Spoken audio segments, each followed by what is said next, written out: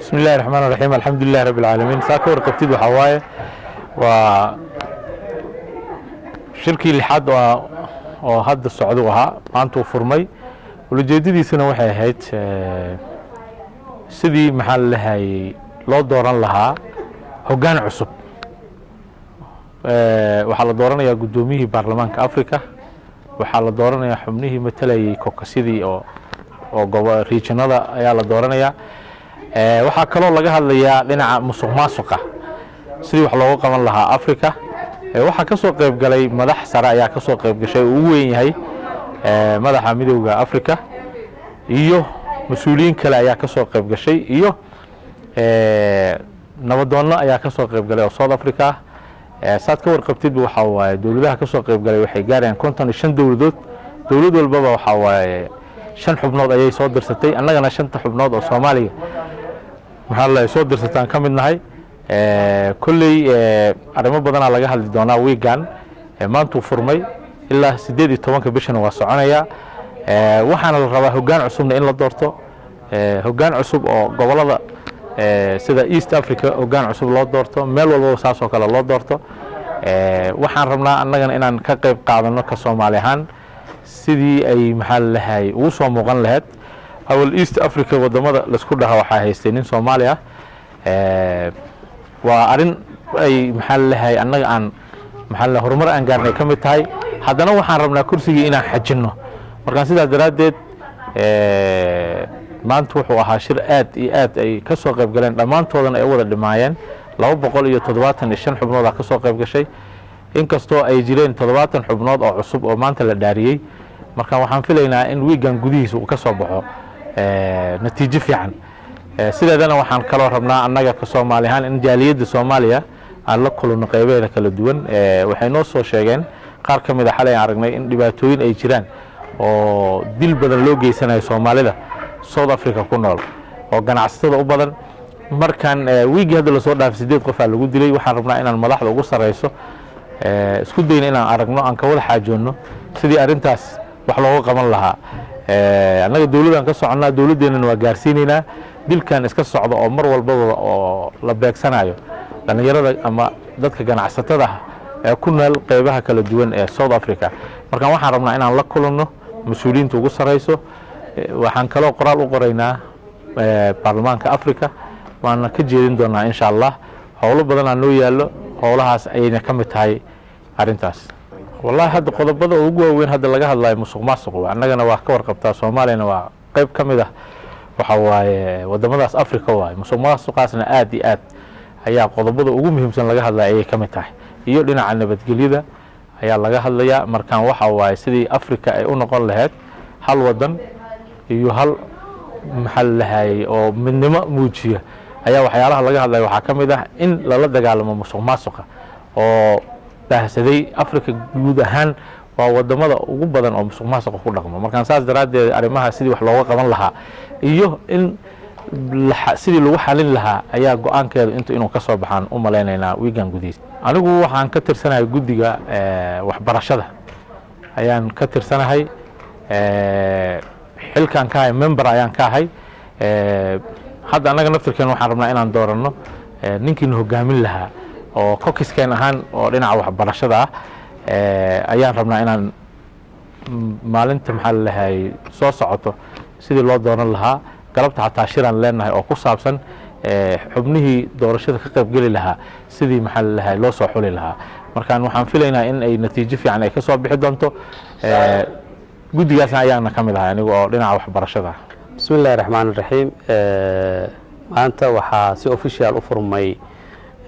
kalfadhiga baarlamaanka Pan Africa ah magaalada Johannesburg runtii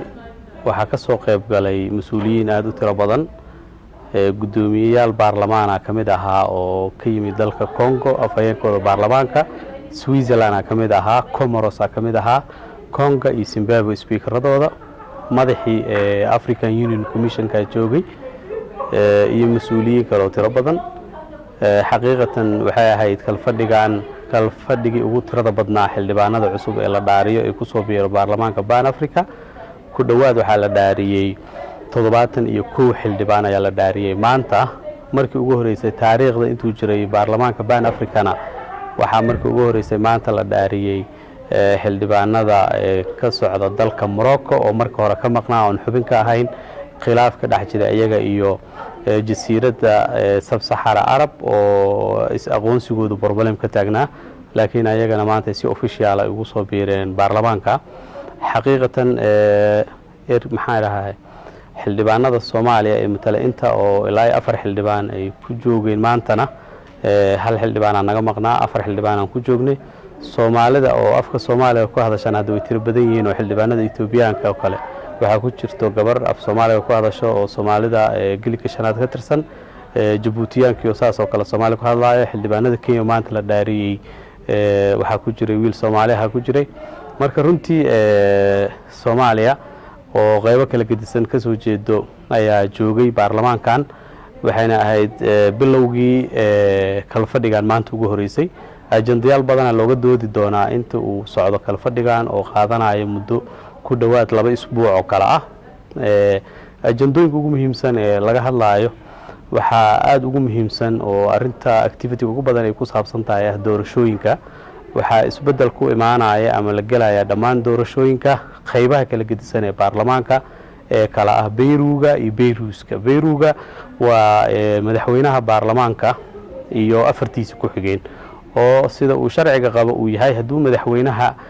uu ka yimaado region kamid ah Africa afarta kalena qof waliba inuu min region uu ka yimaado markii uu region ka yimaado waxaan ula jeedaa macnaheeda in Africa waxa loo qaybiyaa 5 qayb Afrikada bari Afrikada galbeed Afrikada waqooyi Afrikada koonfur iyo Afrikada dhexe marka shantaasi qofood ayaa waxay noqon doonaan ninba ninka ku guuleysto gudoomiyaha lagu tartami doonaa gudoomiyaha haduu ka yimaado Afrikada bari ama koonfur ama waqooyi afarta ku xigtana waxay ka imaan doonaan min region sidaas darteeda waxa sameysmaya Beyruga oo doorashadiisa uu dhici doona waxaan rajaynaynaa inuu dhaco haduu Allah wadle ka raali noqdo maalinta bisho ay 10 tahay oo khamiista soo socota galabta waxa go'aan laga gaarayaa cidda musharaxiinta u noqon lahayd oo Africa kasta regionkeeda gaar bay u shirayaan insha Allah meeting kan hadda dhamaaday ka bacdi waxa la soo sharaxi doonaa candidateska xililkaasi u tartami doona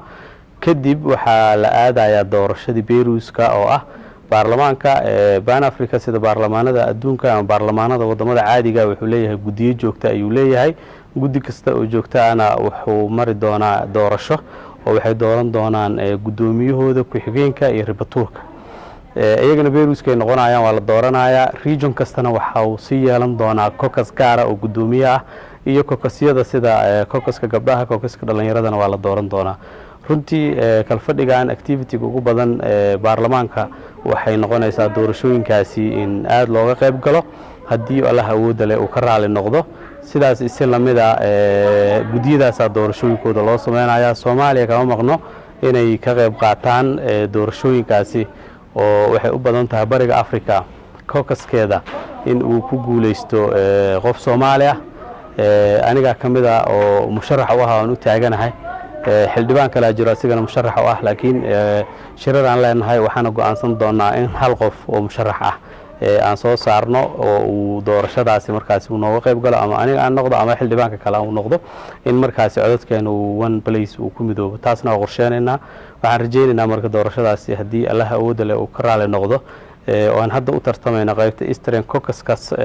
Africa ee 14 dal hoos imaanaya inay Soomaaliya ku guuleysato haduu Allah awood leh ka raali noqdo Soomaaliya imisa sanay soo hogaaminaysa caucus oo hadda aad u tartamaysaan gudoomiyaha gudiga bariga Afrika ee Cabdi Xukun ayaa muddo soo hayay xilka meeqa sano soo hayay sidoo kale gudoomiyaha baarlamaanka Afrika Marwo Safiya Cilmi Jibriil waa gabar afka Soomaaliya ku hadasho dalka Djibouti oo Soomaaliya ah marka rajadiina ma tahay inaad ku ekaataan caucuskiina mas waxaad u tartami doontaan hadii hamigiina uu yahay xilal ka sareeyo xilaalkaas runtii anaga hadda inaan regional caucuska u tartanay ee bariga Afrika iyo go'aankeena yahay